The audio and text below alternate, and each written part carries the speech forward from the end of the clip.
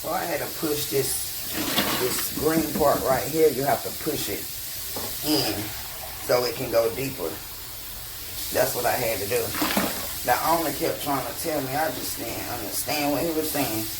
Now I do. You have to push this green part down so it can work better. And then you get this and you turn it on. See? It works better now. I just want to re-show y'all that. Alright. So this is a review of the bidet. This portion just pops out and the motor pump just has suction cups that stick right there, and you put water in there, and 3 AA batteries, and there's an on and off switch here, and the person just has a seat right here, and it makes life a lot easier for elderly care.